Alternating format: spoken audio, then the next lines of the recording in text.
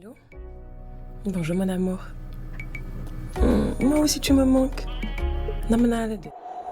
Actrice la woon, devenue une légende dans la série sénégalaise, dem ba nekk kenn dootul présenté ci Sénégal, voire même ci àddina bi, devenue une icône irremplaçable dans le cinéma. kooku mooy Halima Gadji. dinaa la won lan mooy jeex na. Adieu. Halimatu Gadji mi ñuy tàggu pour de bon. Je vais vous raconter mon histoire en entier, dès le début. L'histoire de Halima Gadji. ci atum 1989 fële sa Rebeuss la Fatima Zahra et El Hadji Mamadou Gadji dalalee seen doom bi Halima Gadji. Rebeuss laa juddoo te su ma nee Rebeuss sax c'est vraiment à 100 mètres de la prison. Halima Gadji ñu gën ko ràññee ci turu Marème Diallo mi ngi màggee fii nga xam ne moo di Sicap. maa ngi Sicap fu laa defee sama enfance sama puberté sama âge adulte. C'est vrai que bi ñuy jugee ville tuxu nañ amitié mais yàgguñu fa après nag ñu dëkk Sicap. Halima Gadji mi ngi jàngee fii nga xam ne moo di Wari 2. cursus scolaire nag Wari 2 laa jàngee foofu laa defee sama primaire ak sama première année lycée ma jugee Wari 2 def bon moitié année 3 mois Mikado. Halima nag mi ngi nekkoon xale boo xam ni bëggul woon lii nga xam ni moo di jàng ba tax na jàngam soriwul. jànguma lu bari nag damaa niroog jàng mais jànguma. Ah bon? loolu nag dara waralu ko lu dul vision bi nga xam ne amoon na ko ci cinéma.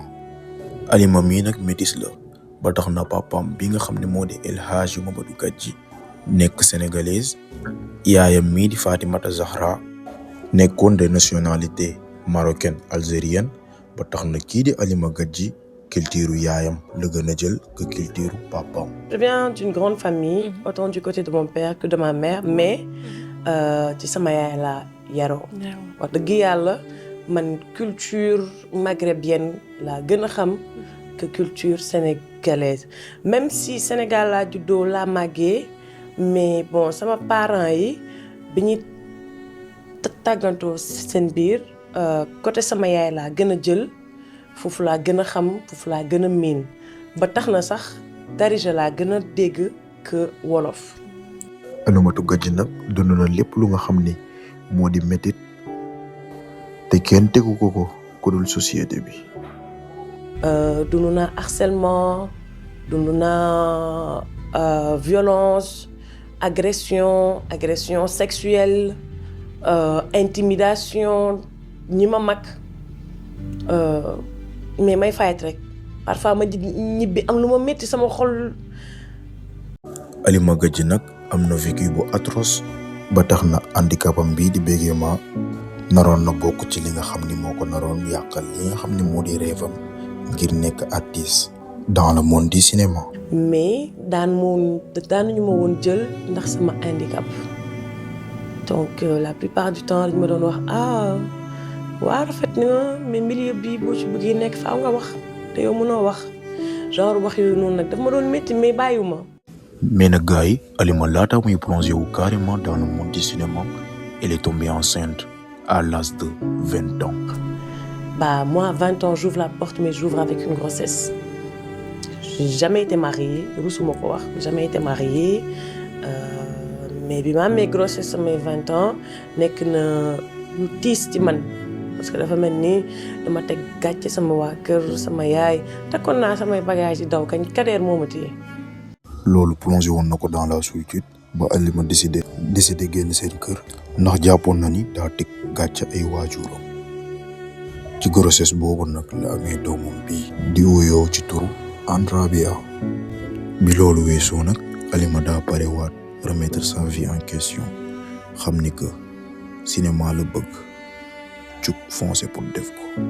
si la Halima jugee reprendre casting yi comme il se doit. si la réussir casting am bi dans la série Tundu Wundu saison 2.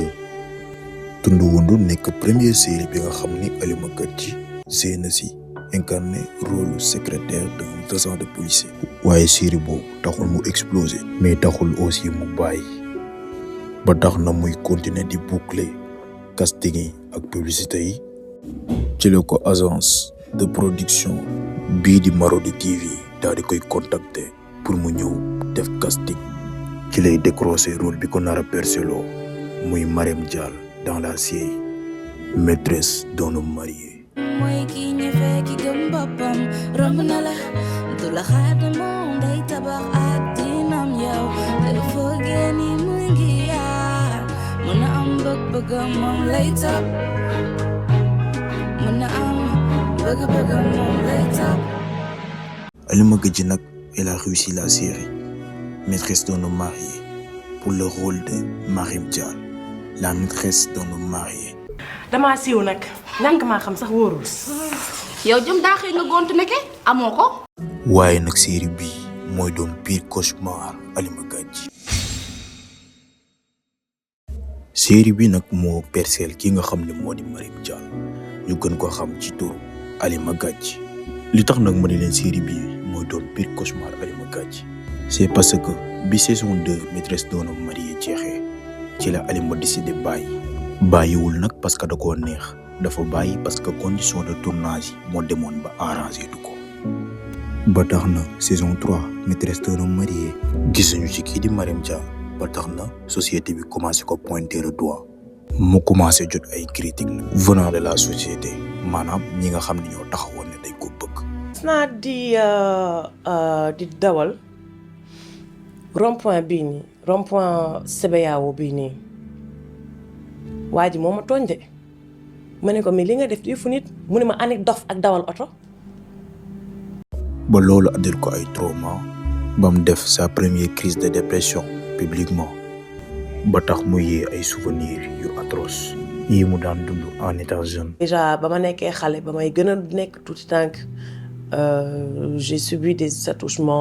benn jour fëgg naa benn kër boo xam ne ay célibataire góor laa fa fekkoon xam nga rek xelu xale innocente bon waa ji ba ma ubbee il était en jean torse nu mais ba tey man bàyyiwuma xel ne que dina ma def lu metti après nag mu intéressé wu ci li may jaay mun ma mais pour ma comprendre est-ce que doo dugg léegi nag ba mu duggee gis salon bi ñu fa toog xam nga ñu ngi teg seeni ay bagages ak yooyu noonu automatiquement sama yaram commencé daw sama fit commencé kii léegi mais heureusement bi ma duggee ci buntu salon bi laa yem dugguma ba ci biir mu may forcé duggal ba melolu naan ma ne ko non bàyyi ma taxaw fii nii bu dee da ngay jënd naa la jaay kii man daal Eva ni may waxee rek waa ji commencé buddi sama yére mënuma la wax doole bi ma jëlee ba fëxati waa ji daw ubbi buntu bi génn daw.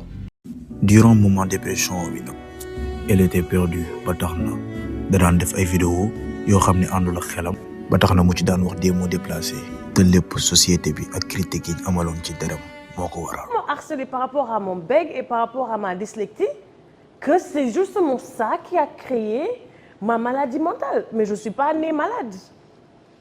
C'est la société qui m'a foutu cette maladie et c'est la même société qui me juge aujourd'hui. Tu vois, non?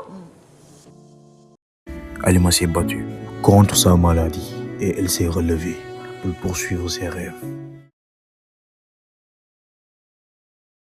Il faut qu'on parle de la santé mentale parce que beaucoup de gens en souffrent et certaines même ne savent pas qu'ils sont en dépression. Donc, man, bi ma koy wax, c'était pas pour dire aux gens oh je suis malade. Oui, non, c'est pas par pitié, c'est pour alerter d'une situation qui existe et les gens ne savent pas ce que c'est que la santé mentale. Si ça ne va pas là, ça ne peut pas aller sur le reste de ton corps. Parce que parfois, les problèmes de santé mentale, c'est ce qui cause d'autres maladies comme les problèmes d'AVC, cancer, problèmes de tension, hypertension. C'est parce que peut-être à l'intérieur, dans ta tête, tu ne vas pas bien. Mais aussi, elle avait son frère, qui est Kader Gadji, qui était toujours là pour elle, de le soutenir. Et de soutenir, pour me relever ou poursuivre ce qu'elle avait à faire. C'est mon frère, mais c'est ma xarit là. Mais lenn xam naa ko bu ma déggee ma ne ah dootul amati jàmm. après loolu yëpp Alima dafa jugaat. Elle s'est forcée malgré critique ak passé bu atroce bi mu am taxul mi ngi briller fu mu toll di bégal société bi.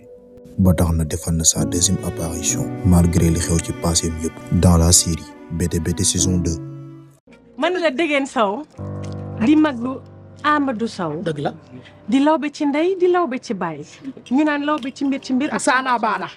jóge ba Paris la France tubaab bi naan ma Degen ci Degen ji loo ma ñëw seet si sama jabar nag indaale ko yu baax. gannaaw BTBT saison 2 gisaat nañ ko fii nga xam ni moo di Bakary taximan. ci kër gi amuloo benn njariñ. sëy sëy nag lan la ñuy def ñun. yow bu mënoo togg dara yow boo sëy sëy ragal naa ne 8 heures midi ñu indi la. sama angine bi moo may sonal. angine tappale doon bu dee bii moom mën nga ko bii. tappale doon nga fi nekkee. angine moo dal. mais aussi il faut ngeen xam que ni Alima Gadji deful cinéma kese day entreprendre ba tax na lancé na sa première marque de parfum buñ naan Eiffel. maa ngi ci sama deuxième projet parce que sama premier projet mu nekk mooy sama boutique Eiffel bi nekk ville ak fii Mermoz ak Scorsam aussi. deuxième projet bi wax nag mooy benn salon de coiffure bi nga xam ne tijji na ko ngir jagleel ko képp kuy jigéen. salon de coiffure bi nag dama ko ubbi parce que je voulais accueillir toutes ces femmes en difficulté en stress xam nga jigéen lu mu am naqar bu sanguwee dëppoo perikam capp-cappal tey am lu delluwaat ci moom. mais nag Alima yemul ak ñun foofu gisaat nañ ko ci lii nga xam ni moo di BTBT saison 3. dinaa la won lan mooy jeex na adieu. Et enfin Alimatou Gadji nous a quittés le lundi 26 janvier 2026 à l'âge de 36 ans. là Muhammad Rasulullahi sallallahu taala alayhi wa sallam ci yàlla la ñu jógee te incha allah rabbana ci moom la ñuy daal di dellu si ngeen noonu daanaka mbir maa ngi noonu ndeysaan Alimatou Gadji mi ngi ñuy tàggu pour de bon si ngeen mbokk yeeg xarit yi am bi jàmm yi. Et c'est la fin pour Alimatou Gadji, une icône de la série sénégalaise.